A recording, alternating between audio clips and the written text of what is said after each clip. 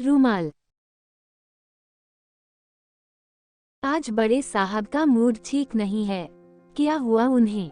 उनका रूमाल खो गया। रूमाल। धत। विमल चंद्र ठाकुर को दिलीप सेनगुप्त की बातों पर हंसी आ गई।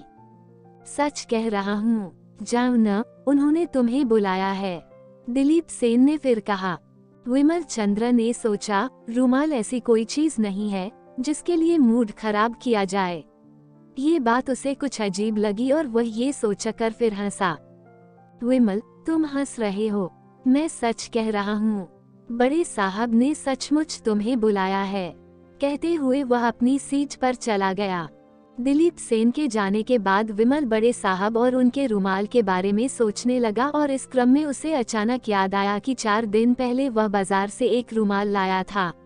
वह अभी बैग में ही पड़ा होगा। याद आते ही वह चाहक उठा। उसने बैग में से रुमाल निकाला और बड़े साहब के चैम्बर की तरफ चल दिया।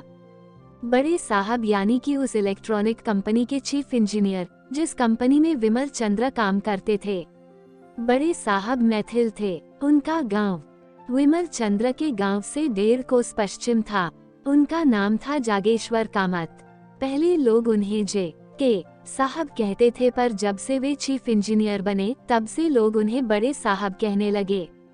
नौकरी के पहले दिन जब विमल चंद्र ठाकुर सहायक अभियंता का पदभार ग्रहण कर सीट पर जाकर बैठे थे, तभी बड़े साहब के अर्दली मुश्ताक आकर बोले थे, सर, आपको बड़े साहब ने बुलाया है। अर्दली की बात सुनकर विमल चंद्र चौंक गए थे। अभी ठीक से बैठे भी नहीं थे कि बड़े साहब का बुलावा आ गया। विमल चंद्र बड़े साहब के चैम्बर में दाखिल हुए। उन्हें हाथ जोड़कर नमस्ते किया और खड़े हो गए। साहब बहुत प्रसन्नतापूर्वक आत्मीयता से हाथ मिलाते हुए बोले थे, बधाई विमल चंद्र जी, आप अच्छी तरह काम करें और उन्नति करें। ये बात उन्होंने मैथिली में कहा था। विमल चंद्र ने देखा बड़े साहब की आंखों में और चेहरे पर अपनत्व का भाव छलक पड़ा था। विमल जी, आपको तो मुझे अपनी भाषा में बात करते सुनकर आश्चर्य हो रहा होगा, किंतु मैं तो आपके आवेदन पत्र के विवरण को पढ़कर पहले ही समझ गया था कि आप मैथिल हैं। वैसे आपके साक्षात्कार के समय किसी तरह की पैरवी नहीं आई थी। आप अपनी योग्यता से इस पद पर पहुंचे हैं। धन्यवाद सर। विमल बड़े साहब की साफगोई और अपनत्व से भींग गए थे। बड़े साहब ने उनसे बहुत स्नेह से कई बातें पूछी, गांव घर की, परिवार की, बिहार सरकार की और समाज की बातें भी इसी प्रसंग में की। उन बातों में लिपटे लगाव से वे पहले ही दिन बड़े साहब के बहुत करीब आ गए थे।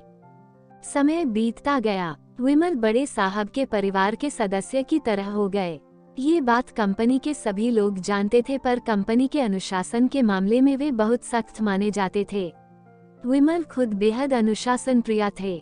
दिलीप सेन की बात सुनकर विमल रुमाल लिए हुए बड़े साहब के अपनत्व के माधुर्य रस से खुद को भिंगोते हुए उनके कमरे की ओर जाते हुए बहुत सी बातें याद कर रहे थे। चैम्बर में दाखिल होकर उन्होंने बड़े साहब को प्रणाम किया और बैठ गए। क्या हाल है विमल जी? साहब ने पूछा। मेरा हाल तो ठीक है, पर आपको क्या हुआ? आज आप कुछ उदास लग रहे हैं।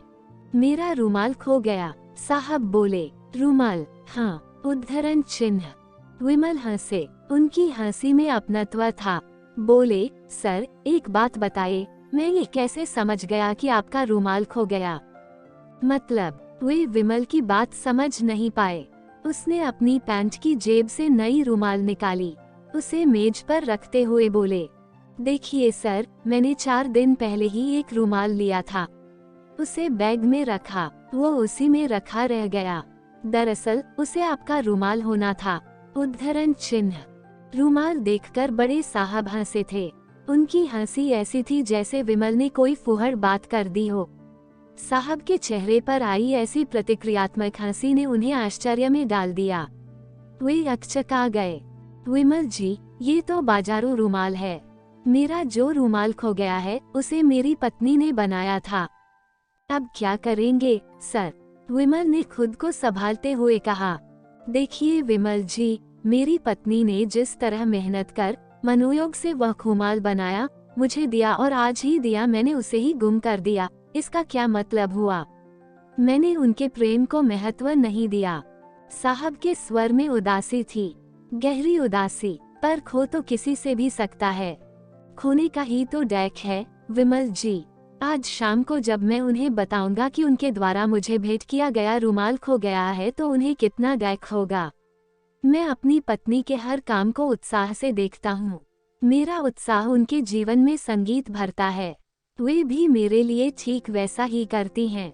विमल जी, एक बार का किस्सा बता रहा हूँ। ये किस्सा उन दिनों का है जब मैं नौजवान था। मैं पटना होते हुए दिल्ली आ रहा था।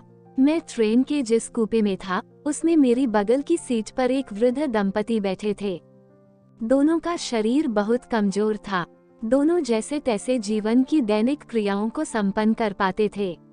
सबसे ज्यादा आश्चर्यजनक बात ये थी कि पूरे रास्ते वे दोनों एक दूसरे को संभालने में लगे रहे। एक दूसरे को संभालने की इस प्रक्रिया में उनके चेहरे पर कोई तनाव नहीं था, बल्कि वे बहुत सहज और प्रफुल्लित थे। दोनों के दाम्पत्य प्रेम को देखकर मैं मुग्ध था। हाँ, मेरे मन में यह बात जरूर आती थी कि उन्हें अब इस उम्र में यात्रा पर बाहर नहीं निकलना चाहिए। बनारस से थोड़ा पहले वृद्ध महाशय की आंखें लग गईं। मैंने वृद्धा से कहा, आपको अब इस उम्र में बच्चों को साथ लिए बिना बाहर नहीं निकलना चाहिए। मेरी बात सुनकर वृद्धा ने कहा, जब ये मेरे साथ होते हैं तो मुझे कोई दिक्कत नहीं होती। मैं उनकी बात पर कुछ नहीं बोला, पर मेरे मन में आया कि वृद्ध उनसे भी जर्जर अवस्था में हैं। उनके बीच अनुराग की सघनता पर बहुत कौतूहल हुआ। मैंने सोचा, जब वृद्धा सो जाएंगी तो यही सवाल वृद्ध से भी करूंगा, देखूं वे क्या कहते हैं। जिस संयोग से थोड़ी देर बाद वृद्ध जग गए और उठकर बैठ गए। वृद्धा सो गई। मौका देखकर मैंने वृद्ध से वही प्रश्न किया, उम्र के इस मोड़ पर, जबकि आप दोनों के शरीर बेहद कमजोर हो रहे हैं, बच्चों को साथ लिए बिना बाहर निकलने में आपको कोई कठिनाई नहीं होती। वृद्ध ने भी वही जवाब दिया, ये साथ होती हैं तो मुझे कोई कठिनाई नहीं होती।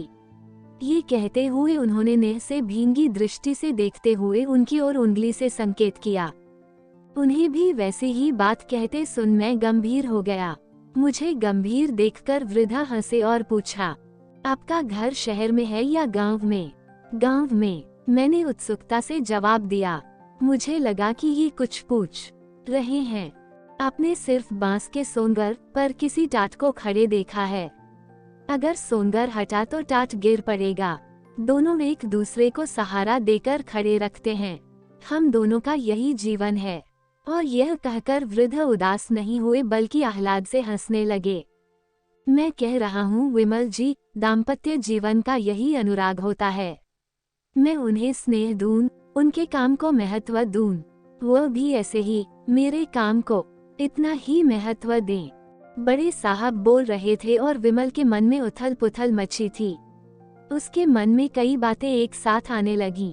सुजाता उसकी पत्नी, उसके लिए कुछ बनाकर देती, स्वेटर, दस्ताने, रुमाल या मफलर जैसी कई चीजें। वे ये सब चीजें ले लेते, पर उसके लिए कभी सुजाता का उत्साह नहीं बढ़ाते थे। उसके विपरीत वे उस पर बिगड़ते थे कि वह इन सब कामों में क्यों लगी रहती है। कैसी कैसी सुंदर वस्तुएं बाजार में बिकती हैं। वे ऐसी ही बातें करते थे। उस दिन वे सवेरे 6 बजे ड्यूटी पर जाने की तैयारी में थे। उन्होंने मेज पर पत्ते लगे ताजे फूल गोभी का एक फूल रखा देखा। उन्हें अच्छा नहीं लगा। वे मन ही मन सोचने लगे, सुजाता का गवाईपन अभी तक नहीं गया है। रात में जब वे खाना खाने लगे तो सुजाता ने पूछा था, सब्जी कैसी लगी? मैंने आगे वाले बगीचे में गोभी के 50 पौधे लगाए थे। उन्हीं में से एक काटकर सवेरे ही मेज पर रख दिया था आपके देखने के लिए, मगर कहकर वह चुप हो गई थी। विमल को अभी उस क्षण की सुजाता की नजर याद आ रही है, पर उसने उस समय उसकी बातों की परवाह न कर अपनी भावना व्यक्त कर दी थी। तब उसके मन में यह बात आई थी कि वह जैसा सोचता है वैसा सुजाता नहीं सोचती, और वह सुजाता को अक्सर सिर में दर्द होता रहता है और वो उसकी भंगिमा से परेशान रहता है। विमल को गत रात्रि की घटना याद आई। देर रात में सुजाता के रोने की सी आवाज सुनकर वह चौंक उठा था। क्या हुआ? उसने अकचकाकर पूछा था। सिर में धमक हो रही है, देख रहा है, वह बहुत मुश्किल से बोली थी। उठा नहीं सकती। ये कहकर वह उठा और एक टैबलेट और गिलास में पानी लेकर उसे दिया था। ये भी कहा था, ये दवा खाकर देखो, अगर आराम नहीं मिलता है तो डॉक्टर को फोन करता हूँ। सुजाता उठी थी और गिलास और दवा लेकर बाथरूम की तरफ गई। विमल ने सोचा था कि वह शायद कुल्ला करके दवा खाएगी। जब वह बाथरूम से लौटी तो वह आश्वस्त हो गया था कि उसने दवा खा ली होगी। वह थोड़ी देर तक जगा रहा जब सुजाता ने कहा, अब सो जाए, अब सिर नहीं देख रहा है। तब उसे चैन आया और वह सो गया। पर अगले दिन सवेरे जब वह नहाने के लिए गया तो उसने देखा कि गिलास रखने वाली तख्ती पर वही टैबलेट और ग्लास रखा हुआ है, तो उसे सुजाता पर बहुत क्रोध आया। वह मन ही मन सोचने लगा, यह विचित्र स्त्री है, ढोंग करने वाली स्त्री।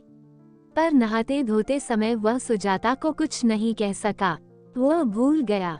इन सारी बातों को याद कर विमल ने अनुभव किया कि वह सुजाता के साथ रहते हुए भी उसके साथ नहीं है और सुजाता भी। जाड़े के मौसम में आपके माथे पर पसीना देख रहा हूँ विमल जी, आपकी तबीयत तो ठीक है न? बड़े साहब ने अपनी बात बीच में ही छोड़कर पूछा था। जी सर, अचानक सिर दुखने लगा है, मैं घर जाऊंगा, वह बहुत कठिनाई से बोले थे। डॉक्टर को दिखा लीजिए। नहीं सर, घर जाऊंगा, दवा घर में है। ठीक है, अभी कंपनी की बस तो नहीं होगी, मेरी गाड़ी से ही चले जाएगा। फिर भी ठीक न हो तो पत्नी को कहिएगा, मुझे फोन करेगी। ठीक है सर, ये कहकर विमल चल दिए। शाम को बड़े साहब की गाड़ी आई। विमल चंद्र पत्नी के साथ फुलवारी में थे। उन्होंने देखा बड़े साहब अपनी पत्नी के साथ गाड़ी से उतरे। विमल और सुजाता खुशी से उनके स्वागत में आगे आए। बड़े साहब ने अपनी पैंट की जेब से रुमाल निकालते हुए कहा, देखिए विमल बाबू, मेरा रुमाल मिल गया। मुझे भी मिल गया सर। वो तो आप पति पत्नी को हाथ पकड़े खड़े देखकर ही मैं समझ गया था। बड़े साहब स्नेहिल चुटकी लेते हुए हंस पड़े, साथ ही उनकी पत्नी भी हंस पड़ी। विमल और उनकी पत्नी सुजाता लाज से लाल हो गए। इस कहानी को ध्यान से सुनने के लिए धन्यवाद। इस चैनल को सब्सक्राइब करें, लाइक करें और शेयर जरूर करें। मिलते हैं अगले एपिसोड में एक नई कहानी के साथ।